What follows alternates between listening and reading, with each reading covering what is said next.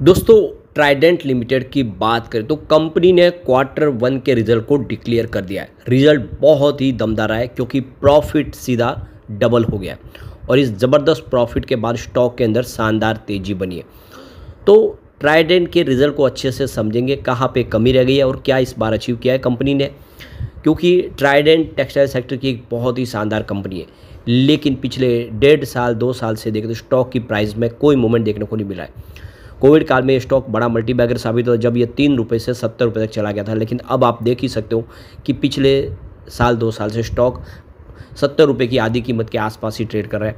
ऐसे में क्या है आगे की संभावना, उसको समझेंगे और नया जो शेयर होल्डिंग पैटर्न है वो क्या इशारा कर रहा है उसको भी जानने की कोशिश करेंगे।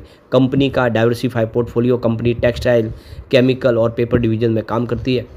आगे की क्या रणनीति बनेगी जानेंगे इस वीडियो के माध्यम से। लेकिन फ्रेंड्स, उससे पहले अगर आप पहली बार हमारे चैनल पे आए तो चैनल को सब्सक्राइब कर दीजिए, एक बेल आइकॉन दबा दीजिए ताकि जब भी नया वीडियो बने पहला नोटिफिकेशन आपको मिले। वीडियो पसंद आए तो लाइक से जरूर कीजिए। चलो फ्रेंड्स, वीडियो स्टार्ट करते हैं। मैं हूँ आपका दोस्त एस बी दवे और हमारे अपने चैनल ऑनलाइन कमाई में आपका बहुत बहुत स्वागत है। तो सबसे पहले ट्राइडेंट लिमिटेड के कारोबार की बात करें तो स्टॉक इस समय 32.89 पर आपको ट्रेड करता हुआ दिखाई देगा, जहाँ पे 4.31% की शानदार तेजी है। इंट्राडे में 33 को क्रॉस कर गया। तो आज वॉल्यूम ज़बरदस्त बढ़ गया है। इस रिजल्ट के बाद पूरे बाजार में वॉल्यूम के मामले में आप देखें तो नंबर 3 पे आपको ट्रेड करता हुआ दिखाई देगा ट्राइडेंट, और इसके पीछे वजह है शानदार रिजल्ट, जिसकी वजह से बड़े फंड हाउस ने जम के खरीदारी शुरू कर दी है और यही वजह कि वॉल्यूम बढ़ चुका है। तो स्टॉक अभी भी अंडर वैल्यू है। 70 रुपये में गया था अभी 2 साल पहले, उस समय स्टॉक से आज उससे आधी कीमत पे है। तो बिल्कुल यही मौका दिखाई दे रहा है लोगों को। अब इसकी देख सकते हो कि रिटर्न की परफॉर्मेंस को देखें तो पिछले 1 महीने में इसने 3% का पॉजिटिव रिटर्न दिया है और वो रिटर्न आज का ही है। तो समझ लो पिछले 1 महीने से इसने कोई खास प्रदर्शन नहीं किया रिजल्ट के पहले। पिछले 3 महीनों की बात करें तो 13% का इसने पॉजिटिव रिटर्न दिया है। लेकिन 1 ईयर का रिटर्न देखें तो 15% निगेटिव, यानी पिछले 1 साल पहले जिसने निवेश किया है उसको यहाँ पे नुकसान हो रहा है। 3 ईयर का रिटर्न भी 18% निगेटिव है क्योंकि स्टॉक ऊपर के लेवल से नीचे आया है। लेकिन 5 ईयर का रिटर्न अभी भी शानदार है, करीब 377% का इसने मल्टीबैगर रिटर्न दिया है। तो कंपनी ने शानदार प्रॉफिट दिखाया करीब 140 करोड़ का, जिसमें लगभग 90% का बड़ा जंप देखने को मिला है क्योंकि पिछले साल सेम क्वार्टर में 73 करोड़ के आसपास का ही टोटल प्रॉफिट था। लेकिन रेवेन्यू फ्रॉम ऑपरेशन में थोड़ी सी गिरावट है, हल्की सी 2.1% की ईयर ऑन बेसिस पे, जो ये देख सकते हो कि 1706 करोड़ के आसपास रहे। कंपनी का एबिटा लेकिन 29.3% की ज़बरदस्त जंप के साथ 291 करोड़ तक पहुँच गया है।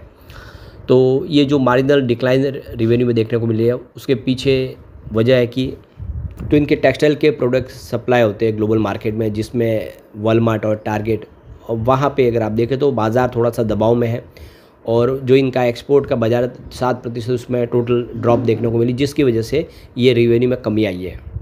एबिटा मार्जिन 17% की जंप दिखा है इस बार, जो पिछले सेम क्वार्टर में 12.9% के आसपास था।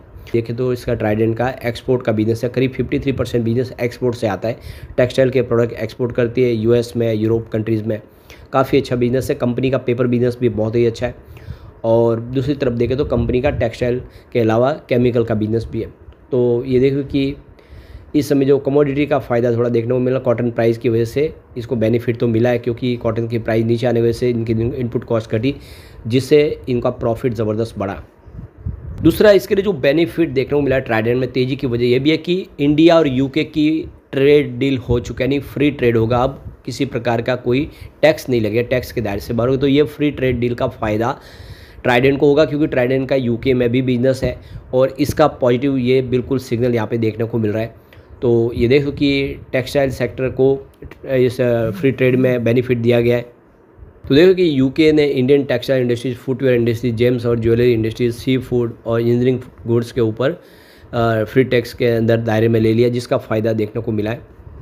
अब एक बार हम रिजल्ट को अच्छे से समझते पिछले 2 सालों में कैसा प्रदर्शन रहा है। सबसे पहले बात करें सेल्स की तो जून 2025 में इस बार 1707 करोड़ का टोटल सेल्स बताया, जो मार्च 2025 में यानी पिछले क्वार्टर में 1864 करोड़ के आसपास था, यानी क्वार्टर ऑन क्वार्टर बेसिस पे सेल्स में कमी आई है। जून 2024 की बात करें पिछले साल की तो 1743 करोड़ के आसपास था, यानी ईयर ऑन बेसिस पे भी सेल्स में कमी आई है।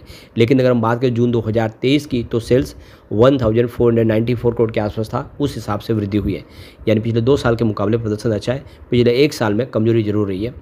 बात करें इसके खर्च की तो इस बार 1415 करोड़ का टोटल खर्च बताया, जो मार्च 2025 में 1619 करोड़ के आसपास था, यानी यहाँ पे क्वार्टर ऑन क्वार्टर बेसिस पे खर्च कम हुआ है क्योंकि सामने बिजनेस में भी कमी आई है। जून 2024 की बात करें यह 1517 करोड़ के आसपास था, तो ईयर ऑन बेसिस पे भी आप देखें तो खर्च कम हुआ है। जून 2023 में 1262 करोड़ का खर्च था, उस हिसाब से खर्च बढ़ा है। बात करें ऑपरेटिंग प्रॉफिट की तो इस बार 292 करोड़ का टोटल ऑपरेटिंग प्रॉफिट बताया, जो मार्च 2025 में यानी क्वार्टर 4 में 245 करोड़ के आसपास था, यानी क्वार्टर ऑन क्वार्टर बेसिस पे ऑपरेटिंग प्रॉफिट में अच्छी वृद्धि हुई है। और जून 2024 की बात कीजिए 225 करोड़ के आसपास था, तो ईयर ऑन बेसिस पे भी ऑपरेटिंग प्रॉफिट बढ़ गया है। और जून 2023 की बात करें तो ये 231 करोड़ के आसपास था, तो बिल्कुल ऑपरेटिंग प्रॉफिट बढ़ाया, चाहे आप क्वार्टर ऑन क्वार्टर बेसिस पे देखिए, ईयर ऑन बेसिस पे लगातार प्रदर्शन बेहतर हुआ है। अब ओपीएम इस बार 17% के आसपास, जो पिछले क्वार्टर में 13% के आसपास था, जबकि पिछले साल सेम क्वार्टर में भी 13% के आसपास था, लेकिन जून 2023 में 15% के आसपास था, तो ये ऑपरेटिंग प्रॉफिट मार्जिन बढ़ गया है। बात करें अदर इनकम की, इस बार 20 करोड़ की अदर इनकम बताई है, जो पिछले क्वार्टर में 19 करोड़ के आसपास थी, 1 करोड़ की वृद्धि हुई है, और पिछले साल सेम क्वार्टर में ये 15 करोड़ के आसपास थी, तो अदर इनकम यहाँ पे बिल्कुल बढ़ी है, और जून 2023 में 11 करोड़ के आसपास थी।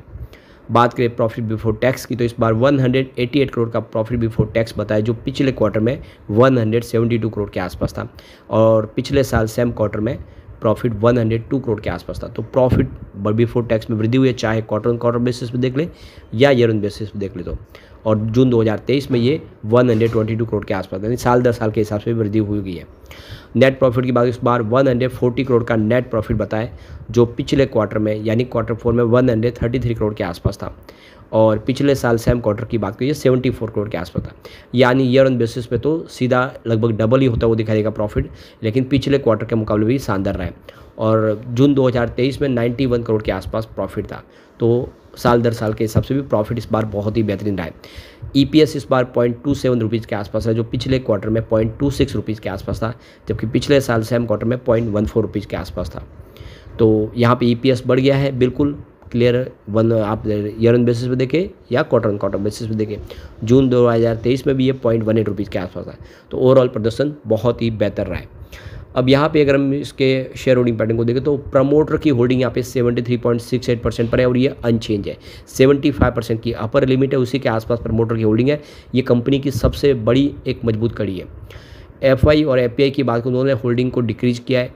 3.02% होल्डिंग थी मार्च क्वार्टर में, जो जून में 2.98% हो गई है। इसके बाद में नंबर ऑफ एफआई और एपीआई की बात करें, उनमें इंक्रीज हो गए, वो बढ़ गए, भले ही होल्डिंग कम हो, लेकिन नए एफआई जुड़ चुके स्टॉक के साथ। 119 थे, उसकी जगह पे 124 हो चुके, तो ये एक बड़ा प्लस पॉइंट है। म्यूचुअल फंड ने भी अपनी होल्डिंग इंक्रीज कर दी है, 0.10% के आसपास थी, देख सकते हो कि मार्च क्वार्टर में जो 0.11% हो चुकी है। म्यूचुअल फंड की संख्या में कोई बदलाव नहीं हुआ, वो 15 पहले भी थे, अभी भी है। इंस्टीट्यूशनल इन्वेस्टर ने, यानी इंडिया के जो बड़े फंड हाउस है, उन्होंने अपनी होल्डिंग डिक्रीज की हल्की से। 3.12% होल्डिंग थी मार्च में, जो 3.10% हो चुकी है। ओवरऑल प्रदर्शन बेहतर रहा है। तो कुल मिला के इस रिजल्ट के बाद हम अपेक्षा कर सकते हैं कि अब ट्राइडेंट के दिन पलटेंगे, और जो गिरावट का दौर था उस पर थोड़ा ब्रेक लगेगा। बाजार ने साथ दिया तो अब यहाँ से ट्राइडेंट बेहतर कर सकता है।